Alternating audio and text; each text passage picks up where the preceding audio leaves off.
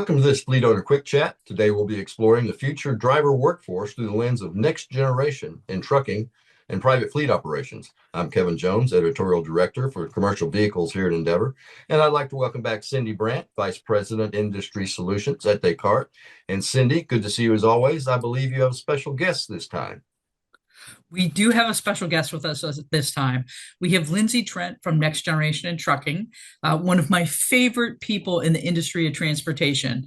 Lindsey's working passionately to make sure that we are recruiting and attracting the younger generation into supply chain jobs. So I'm super excited to call her a friend, but also such an ally, such a critical ally for our industry.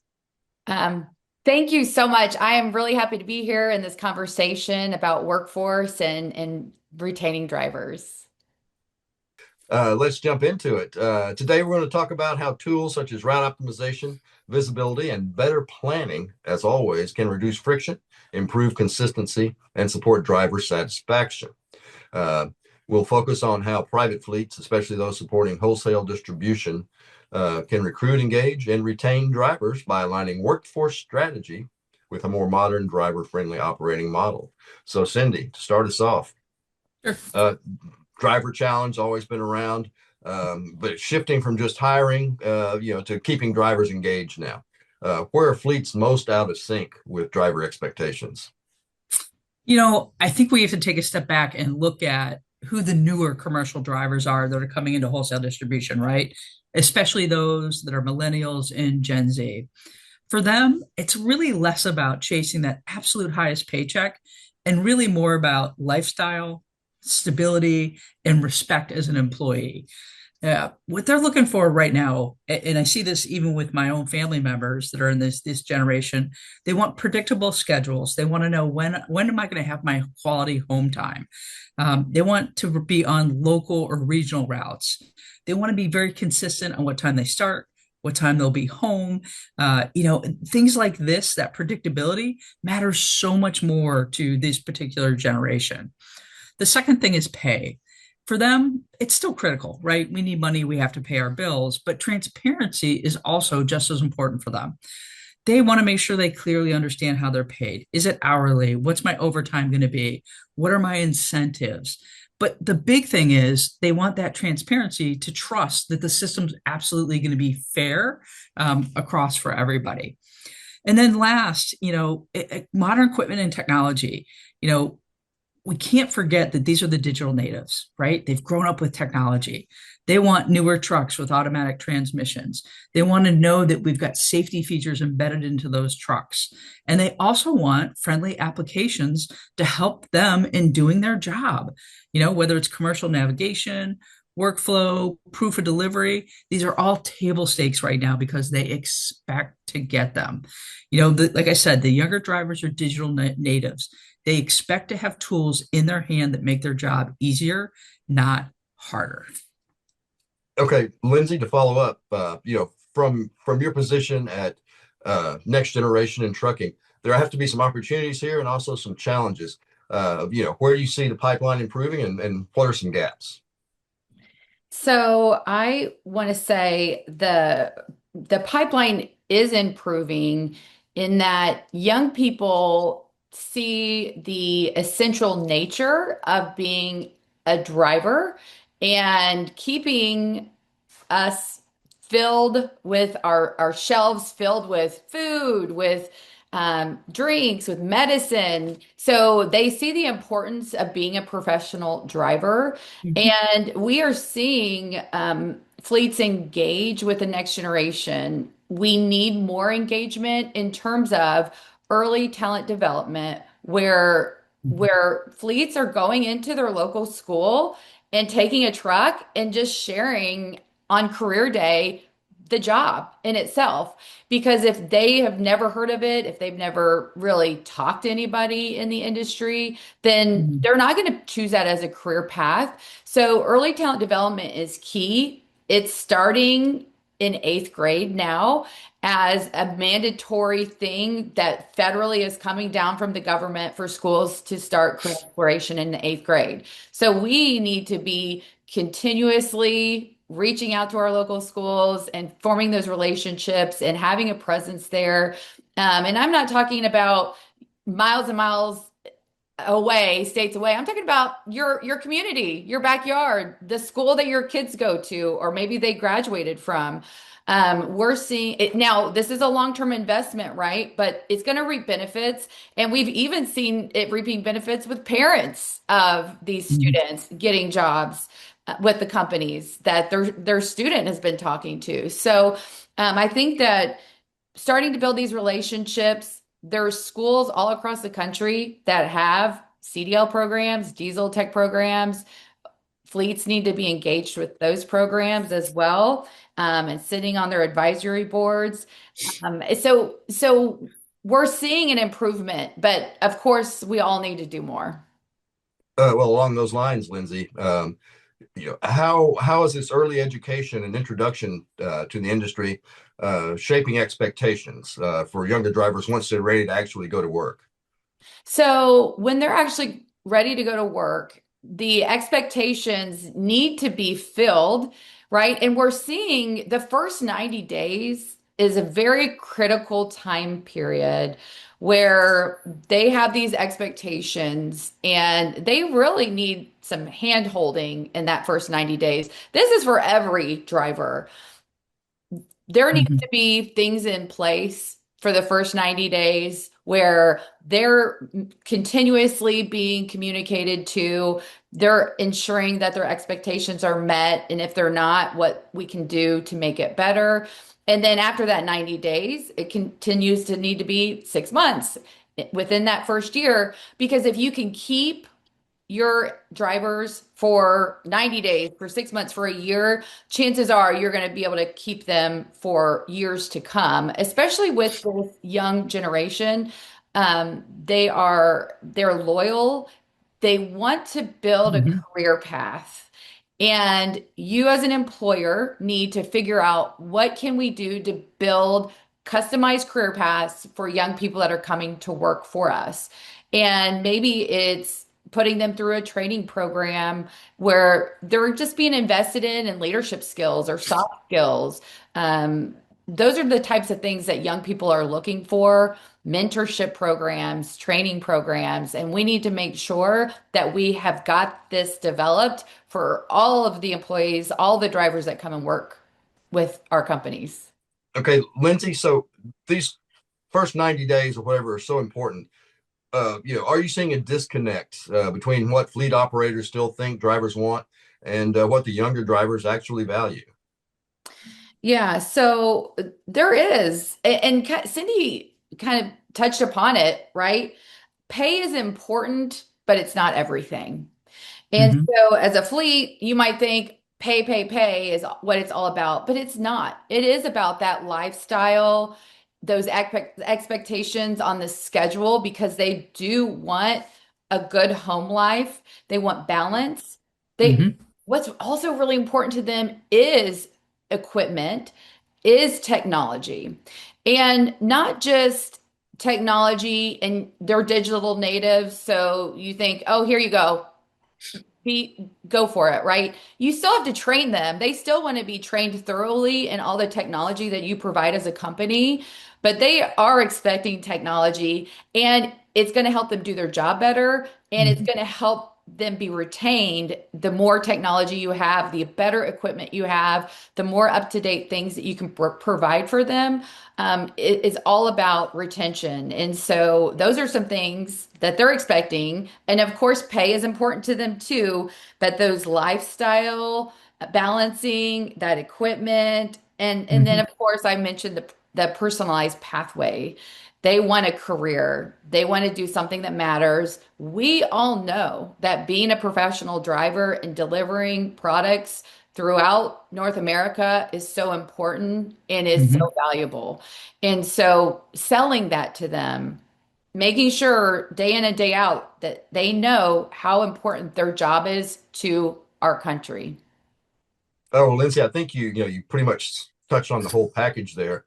But otherwise, once drivers are past their breaking in period, they're trained, they're enjoying the job. Any other tips for getting them to commit long term once they're signed on? Well, I Mhm. think right when you get a new driver and maybe they don't have experience, you're putting them through a training program. And hopefully you have a well thought out training program. But once they've graduated that training program, they need a mentor. And your trainer and your mentor might be a different person. It might be a different position. And it's important that they have somebody that can mentor them. And really, a mentorship relationship is, hey, I need to be able to go to somebody if I have a question. And it will probably be through text message, right? But you need to make sure you're connecting them to somebody at the company to continue that relationship for them. But they also need to have important and impactful relationships with their dispatch, with their Mhm. operations manager. So making sure that you have a well-rounded approach to not just sending them on their way and getting the job done, but developing those relationships with the key people that they're working with day in and day out. Okay. Cyndi, Descartes, of course, got eyes on all sorts of fleets all over the place. Sure. Are you seeing something in particular, when fleets that fall short on this driver experience environment, where does it start going south? Are there any particular reasons? Yeah, I think there's been a lot of really interesting observations here, and the big thing for us is the breakdown where you fall short on driver experience. It's not where we think it is. It isn't usually behind the wheel. The first places it really starts to break down are kind of off the different handoff points that exist within the day. It starts with decision making. Once I'm done with my training program and I'm on my own, there's a lot of real world pressures out there, whether it's deciding how to back into a dock, how to manage, a change to the route or a change to a delivery window. How do you deal with customers on site or even adapting to having to plan breaks or changing stops on a route because a dock is occupied? Less experienced drivers are technically capable, right? They've had the training, they know how to drive the truck, but they haven't built the judgment that comes from repetition, right? We all know that there's a certain savviness that comes from just pure experience.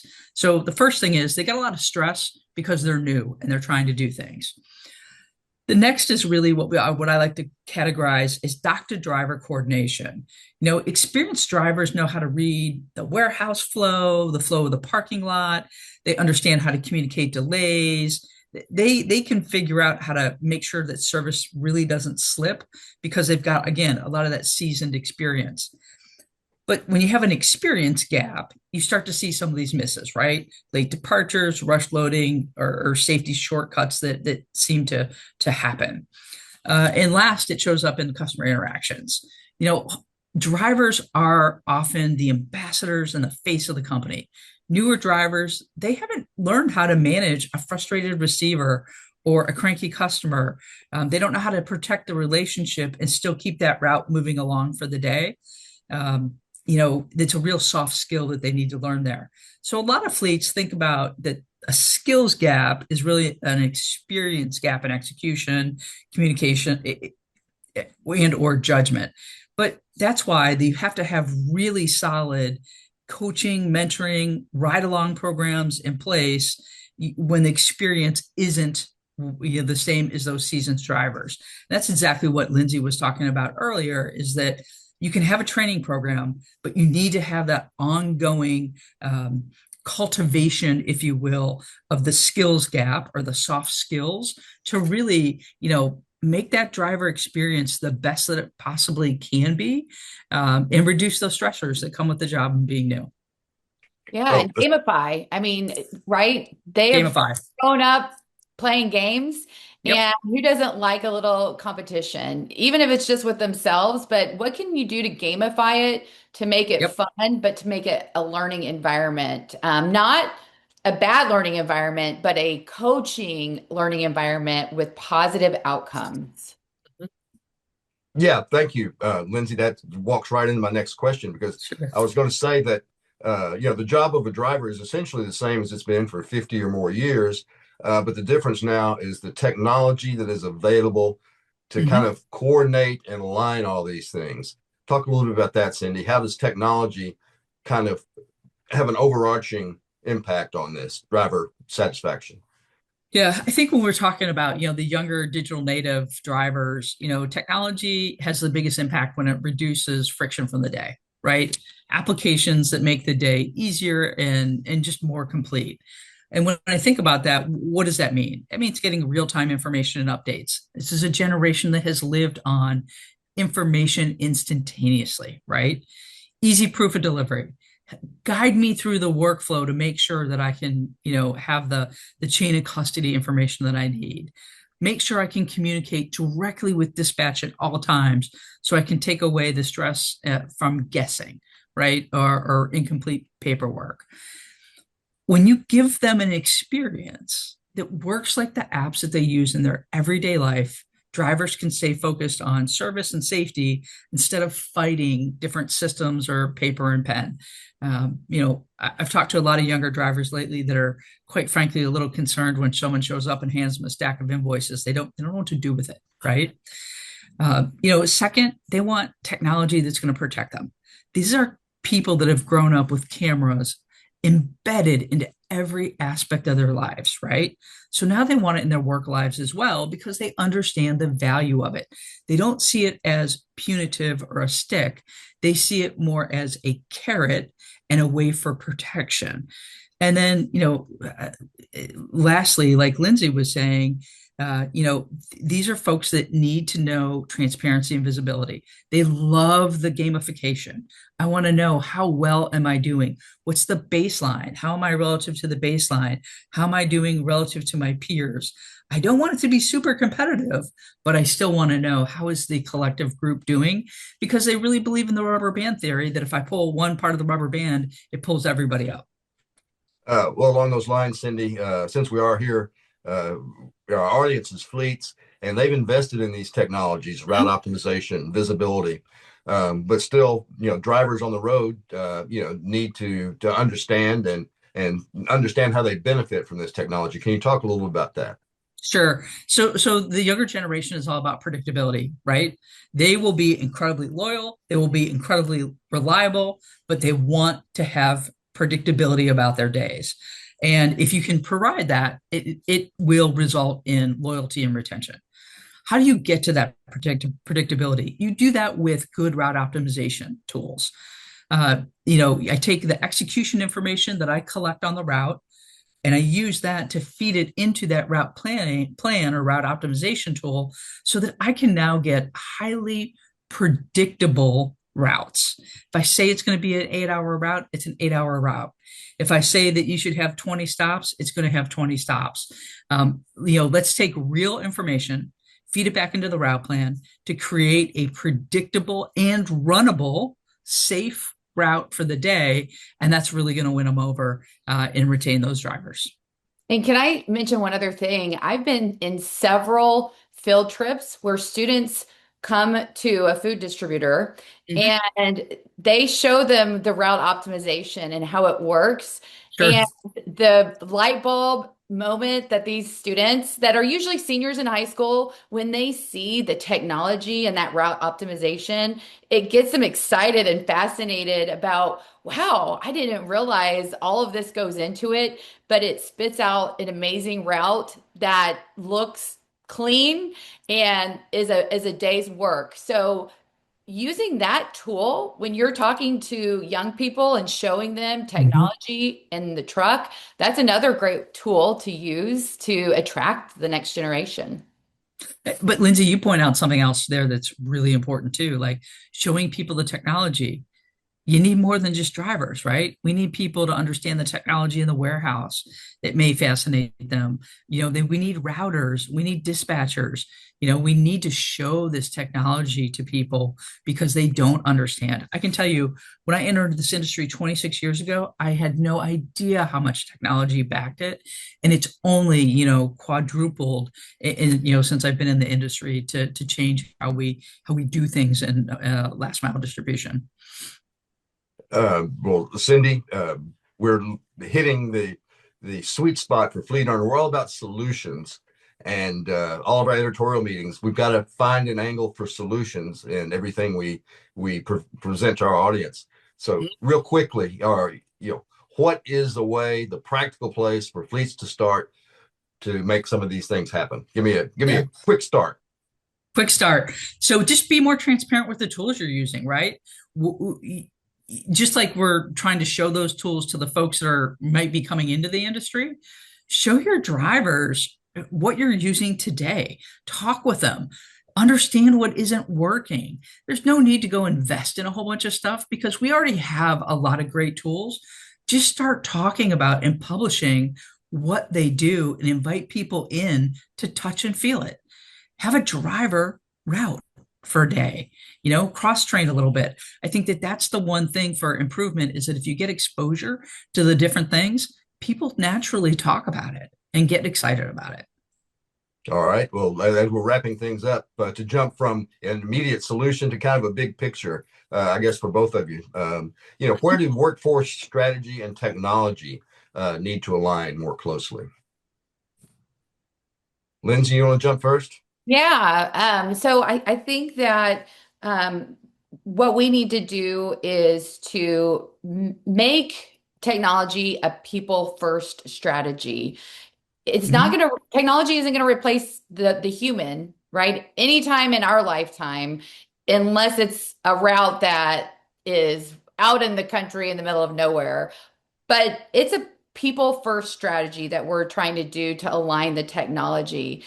We need to improve the data for our drivers and improve the driver experience. And so use that data to help, not to hinder. But another important thing Mhm. I think is it's all about training, continuously training, being open to suggestions from young drivers, from older drivers. Make sure your younger drivers also have a voice and they're feeling important, but make sure you're training those younger drivers and showing them all of the different technologies that you Mhm. have as a fleet, as a company, and just having that transparency. It's so important as you build your workforce. Yeah, I'm at a conference this week, and there's a lot of conversation about, could AI take over wholesale distribution? And the answer is no. There's never going to be a robot that can efficiently take packages out of a truck and deliver them where they need to go. It's a people first. It's a people first industry. But I think because you have to be so people first, you have to understand the nuances between the different generations and how they work and what tools they want to use. You might have to bifurcate some of the tools that you use inside your fleet. I think with the younger generation, you're going to find that they're much, much more willing to take on technology because it's natural, it's non-threatening to them, right? They've been involved with technology their entire lives. But like Lindsey said, they want to be involved. They want to know how it works. They want to know the data. They want to know how the data relates to the business. They're taking a much more holistic approach to I want to understand the health and wellness of the entire business, not just me, my truck, or my route. So make sure you're really sharing information with them because they become much more bought in as employees when they know more. And the other thing too, I always say is, encourage people to set up, 15-minute coffee talk. The best thing you can do is talk to people. All right. That's so right on all of those points, Cindy. All right, very good. Well, Lindsey, since Next Gen is in your association's name, let's look ahead a little bit. What should fleets be prioritizing to stay competitive and attract and retain drivers going forward? I think that fleets, first of all, need to be involved in community outreach. And one thing about community outreach is it can kind of kill two birds with one stone, right? It's community outreach, but it's also workforce development. You have good jobs in your community that can help a person attain a life that they want for their family. And you need to consider that as your community outreach is to be involved in local schools and sharing the jobs that you have.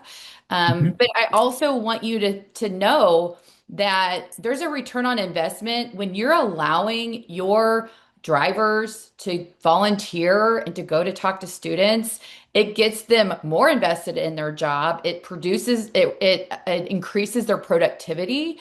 And so think about volunteer opportunities for your drivers, for your technicians, for your employees, your dispatchers. Mhm. What can they do to promote what they do and talk to young people? And it's a feel-good thing. So think about those other return on investments for that community outreach. Cyndi, you get the last word. Well, I'm the technologist here, so I'm going to say talk about the technology that you have, talk about the technology you use inside your organization and business. Talk about the new equipment that you have and how you're equipping those vehicles to be safe and help people do their jobs. And then lastly, really emphasize that you're using technology not just to be more efficient and reduce costs, but also create balance and equity in both your work life and your home life. Very good. Well, Lindsey, thank you so much for stepping in today. You certainly lived up to your billing. Cyndi, you're welcome to bring her back anytime or whatever else you want to talk about. But You got thank it. you. Thank you, Descartes, for sponsoring this edition of the Fleet Owner Quick Chat.